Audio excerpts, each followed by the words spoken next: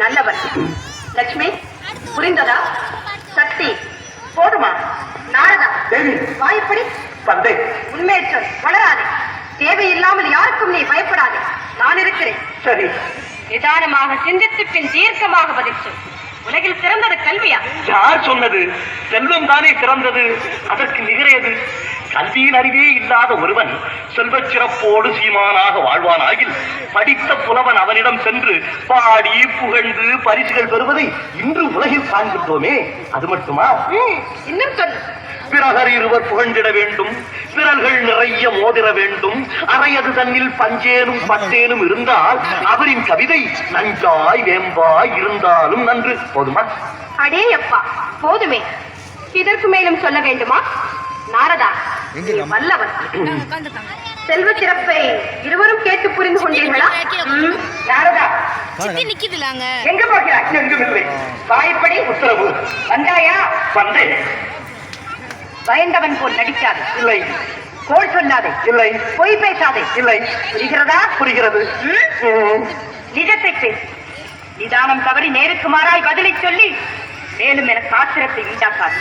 கல்வி, செல்வம், இவைகள் தானா சிறந்தது? எந்த மடையில் சொன்னது? வீரம் தானே சிறந்தது. படிப்புள்ளவனும் பணம் உள்ளவனும் பலம் படைத்தவன் எதிரே வந்தால் பதுங்கி பதுங்கி வளைந்து வணங்கி வழிவிடுவார்கள் அவனுக்கு. ஆக்கத்திற்கு பல நாள் வேலை, அழிப்பவனுக்கு ஒரு நாள் வேலை. அடியாத மாடு படியாது. அடியும் உதையும் உதவுகிறார் போல் அண்ணன் தம்பி உதவ மாட்டார்கள் என்ற பழமொழி இன்றும் வழக்கில் உண்டு. சுருக்கமாக சொன்னால், படியாலே அடிப்போர்க்கு படியாலே கோடி சம்பொன் சேவித்திடுவார். சரிதானே? ஆஹா, மிக்க மகிழ்ச்சி. நாரதா தேவி, நீதான் உத்தமன். வீரத்திற்கு அழகாக விளக்கம் சொன்ன. கேட்டுக்கொண்டீர்களா இருவரும்? இனி ஒரு முறை கல்வியும் செல்வமும் தான் சிறந்தது என்று கண்டபடி உள்ளதாதீர்கள். முடிவில் வீரமே வென்றது. நாரதா, அவரவர் கேட்டபடி வேடம் போட்டு நாடகமாடி வழக்கப்படி உன் கலகத்தையா துவக்குகிறாய்? இல்லை தாயே. என் அருகில் வா. ஐயோ, என்னை விட்டு விடுங்கள். நான் எங்காவது ஓடிவிடுகிறேன். என் வினாவிற்கு தக்கபடியே கூறிவிட்ட பிறகு நீ எங்கு வேண்டுமானாலும் ஓடிவிடு. வாய்ப்படி. என்ன தாயே? வீணாக எல்லோருக்கும் பொல்லாதவனாகிறேன். நீ என்றுதான் நல்லவன் என்ற பெயர் எடுத்தாய். உள்ளதை சொல், நல்லதை செய். பொல்லாதவன் என்ற பெயர் வராது உனக்கு. எல்லோரையும் புகழ்ந்து கொண்டே இருக்க வேண்டும். அப்போதுதான் சரி. உங்கள் மீது ஆணையாக இனி உண்மையைத்தான் பேசப் போகிறேன். உன் நெஞ்சை தொட்டு சொல். கல்வியை விட வீரமும் செல்வமுமா சிறந்தது? அவர்கள் மூளையில் ஏதோ கோளாறு, அதனால் தான் உளறுகிறார்கள். செல்வம் நிறையற்ற வேகம் குறைந்தால் வீரமும் குறைந்துவிடும். தாங்கள் அதை பொருட்படுத்த வேண்டாம். தீயால் வேகாது, நீரால் நனையாது, காற்றால் கரையாது, காலத்தால் அழியாதது கல்வி. போதுமா? போதுமே. அத்தனையும் பொன்மொழி. ஓய்வா. நாரதா, எங்கே ஓடுகிறார்? ஓடினாலும் விடவா போகிறீர்கள்? வாய்ப்படி. என்ன உனக்கு என்ன புத்தி மாறாட்டமா? உங்கள் மூவரையும் சந்திப்பதற்கு முன்பு வரை இல்லை. செல்வம் தான் சிறந்தது என்று சற்று முன் என்னிடம் கூறிவிட்டு இப்போது கல்வியை உயர்த்துகிறாயா? ஏதோ அவர்கள் ஆத்ம திருப்திக்காக அப்படி சொன்னேன். உலகிலேயே சிறந்தது செல்வம் தானே. எப்படி சிறந்தது என்று அவர்கள் இருவருக்கும் புரியும்படி சொல். பெண்ணை கொடுக்கும் இடத்திலே செல்வம் செழிப்புற்றிருக்க வேண்டும் என்று தானே பார்க்கடலில் தோன்றிய தங்களை பட்டு பீதாம்பரம் உடுத்திய நாராயணனுக்கு மனையாளாக்கிவிட்டு புலித்தோல் ஆடை போர்த்திய சிவனுக்கு விஷத்தை கொடுத்தார்கள். இதிலிருந்தே புரியவில்லையா செல்வம் தான் சிறந்தது என்று? மிக்க மகிழ்ச்சி. சென்று வா.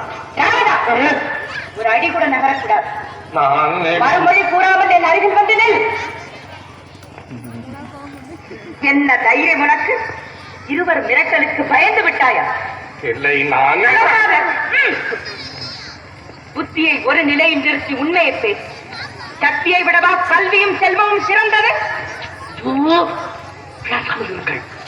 செல்வத்தை குறைத்து கூறினால் பாவம் திருமகள் அழுதே விடுவார்கள். அதற்காகத்தான் அப்படி நடித்தேன். உண்மையிலேயே வீரம் தானே சிறந்தது. அது குறைந்தால் தானே அயல் நாட்டான் மிரட்டி பார்க்கிறான். பிறகு படைபலத்தை பெருக்கிவிட்டால் பயந்து தானாக பணிந்து விடுகிறான்.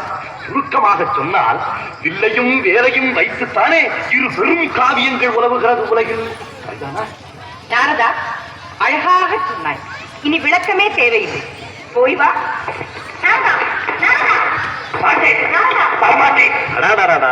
உங்களுக்கு வேறு பிரச்சனையே கிடையாதா? உலகையே காக்க வேண்டிய 3 தேவியரும் நான் சிறந்தவள் நான் சிறந்தவள் என்று சச்சரவிட்டுக் கொண்டே இருக்கிறீர்களே, இது நன்றாக இருக்கின்றதா? அங்கு சொல்லுங்கள். ஒன்றும் சொல்ல தேவையில்லை. என்னில் சரிபாதி நீ என்று சொல்வீர்களே, எனக்கு ஏற்படும் அபகீர்த்தியில் உங்களுக்கும் பங்கில்லையா? வீரம்தான் உலகில் சிறந்தது என்று நிரூபித்து காட்டாமல் விடமாட்டேன். வருகிறேன். வித்தைக்கு அதிபதியான நீயாவது வேற்றுமையை மறந்து சமரசமாக போகக்கூடாதா? நான் மட்டும் எதற்காக பணிந்து போக வேண்டும்? கல்விதான் எவ்வுலகிலும் சிறந்தது என்று செயலில் காட்டாமல் உங்களிடம் மறுமொழி பேசப் போவதில்லை. வருகிறேன். லட்சுமி, ஏன் மௌனம்? நீயும் எதையாவது பேசு. அவர்களைப் போல் நான் பேசப் போவதில்லை. செல்வம்தான் சிறந்தது என்ற செயலில் காட்டுகிறேன். வருகிறேன். நாராயண, எல்லாம் இவனால் வந்த விலை. இவனை மிரட்டி முதலில் அடக்க வேண்டும். அவரவர் மனைவியை அடக்க தைரியம் இல்லை, என்னை அடக்குகிறார்களாம். அனைத்துக்கும் காரணமே இந்த ஈசன் தான். எப்படி? இவர் தன்னின் சரிபாதி என்று பெண்ணிற்கு சம உரிமை கொடுத்ததால் வந்த வினை இது. சரி சரி, ஆத்திரப்பட்டு அவர்களைப் போல் நாமும் சச்சரவிட்டுக் கொள்ள வேண்டாம். நமக்குள் என்றும் சமாதானமாகவே இருக்கும். இவர்களை இப்படியே விட்டுவிட்டால் இதற்கு முடிவு அது நம் கையில் தானே. சிறிது வேடிக்கை காட்டுவோம். பிறகு இவர்கள் மூவரை கொண்டே உண்மையின் தத்துவத்தை உலகிற்கு உணர்த்தும். எப்படியோ உலகாலும் நம்மை இவர்கள் ஆள்கிறார்கள். விடுகிறது. இனி நடந்ததை மறந்து விடுங்கள். முதலில் நீங்கள் மூவரும் ஒன்று சேருங்கள். பிறகு உங்களால் ஆக்கப்பட்டவர்களையும் ஒன்று சேர்த்து விடுங்கள். சுவாமி, நாங்கள் அறியாமல் செய்த பிழைகளை மன்னித்து அருள் புரியும்படி கேட்டுக்கொள்கிறோம். சுவாமி, இனிமேல் எங்களுக்குள் இம்மாதிரி போட்டியே ஏற்படாது. சுவாமி, இந்த கணமுதல் மூவரும் ஒற்றுமையாக இருக்கிறோம் என்று உறுதி கூறுகிறோம். வித்யாபதி, இன்று முதல் உங்களுக்குள் இருக்கும் வேற்றுமைகளை விடுத்து நீயே இந்த செல்வபுரத்திற்கு ஆஸ்தான புலவனாக இருந்து நாட்டில் கல்வி, சத்தியம், தர்மம், சமாதானம், சமரசம் இவை அனைத்தையும் நிறைவேறச் செய்ய வேண்டியது உன்னுடைய பொறுப்பு.